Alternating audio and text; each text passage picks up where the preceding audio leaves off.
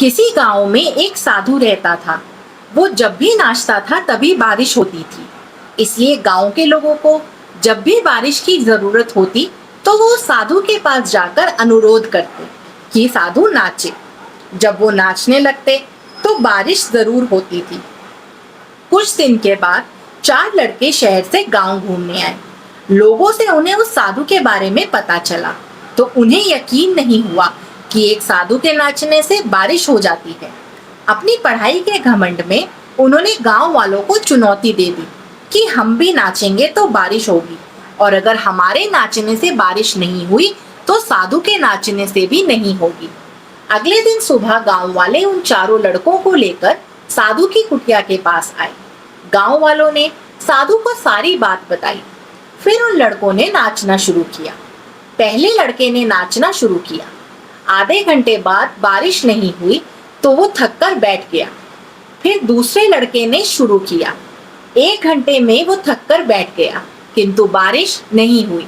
उसके बाद बाकी दोनों लड़कों ने भी ऐसा ही किया, पर बारिश नहीं हो पाई।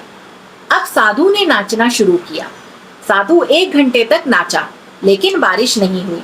उसकी थोड़ी देर बाद साधु 2 घंटे तक लगातार नाचता रहा, लेकिन बारिश होने का नाम नहीं ले रही थी। वैसे ही साधु भी नाचे ही जा रहा था।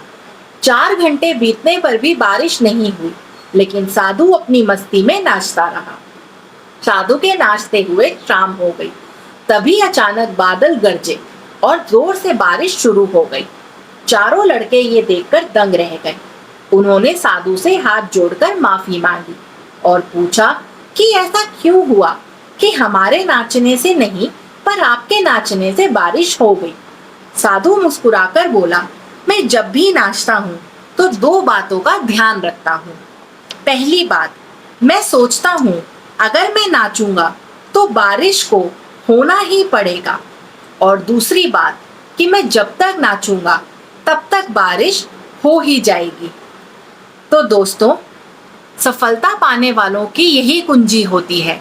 वो सफल तभी होते हैं क्योंकि उन्हें ये विश्वास होता है कि वो अपने लक्ष्य को प्राप्त कर लेंगे, और वो तब तक प्रयत्न करते रहते हैं जब तक कि सफलता उन्हें नहीं मिल जाती।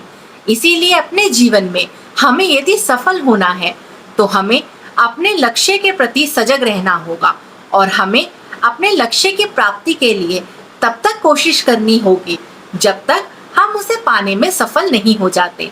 उम्मीद करती हूँ कि आपको आज की ये कहानी अच्छी लगी होगी। अगर अच्छी लगी तो इसे लाइक कीजिए और मेरे चैनल को सब्सक्राइब करना ना भूलिए। फिर मिलती हूँ आपसे एक और प्रेरक कहानी के साथ। तब तक के लिए धन्यवाद दोस्तों।